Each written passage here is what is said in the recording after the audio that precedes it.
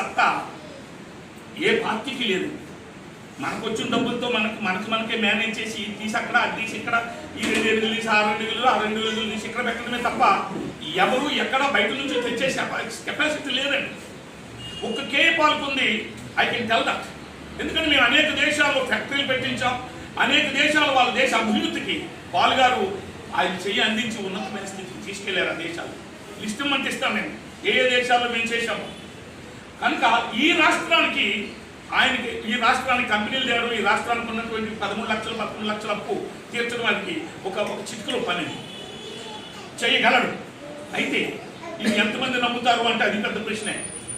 చదువుకున్న మీరు, యూట్యూబ్లు నడుపుతున్న మీరు, మరి తెలివైన వాళ్ళు కనుక ఎలాగో తీర్చగలడని మీరు మమ్మల్ని ప్రశ్నించండి. దానికి సరైనటువంటి ఆన్సర్స్ మేము చెప్పగలం, కేఏ పాల్ గారు కూడా చెప్పగలం. ఇక బిజినెస్ చేస్తామన్న వాళ్ళ ఆటలు సాగనివ్వకూడదు అని మీకు విజ్ఞప్తి చేస్తున్నాను. బిజినెస్ ఏంటండి?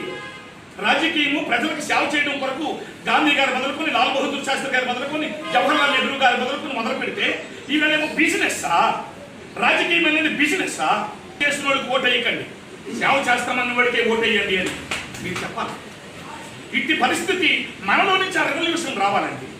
ప్రజల్లో నుంచి ఆ రెవల్యూషన్ ఎప్పుడు వస్తుందో అప్పుడు మన రాష్ట్రము, మన ఊరు, మన దేశము బాగుపడుతుందండి. పెద్ద పెద్ద చదువులు చదువుకున్న వాళ్ళు ఉన్నారు, బ్యాంకర్స్ ఉన్నారు, వాళ్ళందరికీ ఈ మెసేజ్ వెళ్ళనివ్వండి. ఎస్, బిజినెస్ చేసినోడికి మనం ఓటు వేయకూడదు. బిజినెస్ చేసినోడు ఈవేళ 100 కోట్ల డైరెక్టర్ చెప్తున్నారండి వాళ్ళు. ఎస్, మీ మీద మాకు సరదానా? మీ మీద ఏమన్నా మాకు ప్రేమ?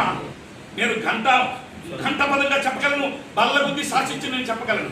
ఈ doesn't want any one of your money.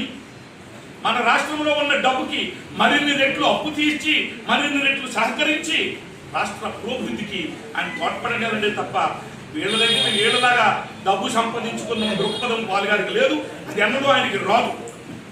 ముఖ్యంగా మన రాష్ట్రము ఏలుతున్న వారేమో ఉన్నారు, చదువుకున్న వాళ్ళందరూ కూడాను బ్రతకలేక, ఉద్యోగాలు లేక, జీవనోపాధి లేక పక్క రాష్ట్రాలకు తొలగిపోతున్నారు. నెంబర్ 2, ఇతర దేశాలకు కూడా వెళ్ళిపోతున్నారు. ఉదాహరణకి నాకు 4 పిల్లలు ఉన్నారు. వాళ్ళకి ఇక్కడ ఏ అవకాశాలు లేక 4లో 3 ఇతర దేశాలు పోయారు. ఇంచుమించుగా యావరేజ్గా తీసుకుంటే ఎంతో అంతో అవకాశం ఉన్న ప్రతి యవనుడు కూడా దేశం వదిలిపోవడానికే చూస్తున్నారు. ఎందుకంటే ఇక్కడ ఉపాధి అవకాశాలు లేవు. మరి అదే సమయంలో రాజకీయ నాయకులను చూడండి, ఒక్కొక్కడు ఒక ఎంపీ సీట్కి 100 కోట్లు డొనేషన్ ఇస్తున్నారు, 100 కోట్లు ఖర్చు పెట్టి పోటీ చేస్తున్నారు. ఎలా వచ్చింది తప్పు?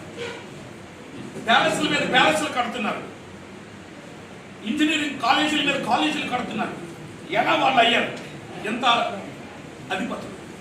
దేనిని బట్టి మరి ఏం జరుగుతుంది దేశంలో అనేది మీరందరూ ఛానల్ పెట్టారంటే మీకు అంత విజ్ఞత ఉంది. కొన్నిటి మీద మీకు విరక్తి కలిగి ఈ సంగతులు ప్రజలకు తెలియచేయాలనే అభిప్రాయంతో మీరు వచ్చారు. చాలా సంతోషం. కానీ మీరు వచ్చిన ఉద్దేశాన్ని ప్రజలకు తెలియపరచకపోతే మీరు కూడా దోషులు అవుతారు, మనం కూడా దోషులు అవుతాం. ఇప్పుడు నేను కేఏ పాల్ గారు చేస్తున్న ఈ రాజకీయ యాత్రకు నాకు సుతరం ఇష్టం లేదు. నేను, నా భార్య అంటే వాళ్ళ సిస్టరు, వాళ్ళ నాన్నగారు సంపూర్ణంగా వ్యతిరేకించారు. కానీ ఆయన మాతో కొన్ని గంటలు మాట్లాడిన తరువాత ఈ రాష్ట్రానికి ఈయన ఉండడం చాలా అవసరమే, ముఖ్యంగా విశాఖపట్నానికి ఈయన ఉండడం చాలా అవసరమే అని ఆయనతో బ్యాక్బోన్గా ఉండడం కోసం మేము వచ్చినాం. సార్ కూడా పెద్ద పెద్ద పార్టీలు బీజేపీ, తెలుగుదేశంలో వారు 2 సార్లు, ఒకసారి ఎమ్మెల్యేగా చేసి, ఒకసారి మినిస్టర్గా చేసి, బీజేపీలో ఎమ్మెల్యేగా చేసి అన్ని పార్టీల్లోనూ ఉన్నతమైన శిఖరాలు అధిరోహించిన వారు కేఏ పాల్ గారికి దమ్ముగా వెన్నుగా ఉండడానికి గల కారణం ఏమిటంటే ఇలాంటి వారిని తీసుకొస్తే మొదటి విశాఖపట్నం బాగవుతుంది, రాష్ట్రం బాగవుతుంది, ప్రజల జీవితాల్లో కొంచెం చిరుదీపం లాగా లేక చిగుళ్ళు వస్తాయి అన్న అభిప్రాయంతో సార్ కూడా ఇందులో రాబోతుంది.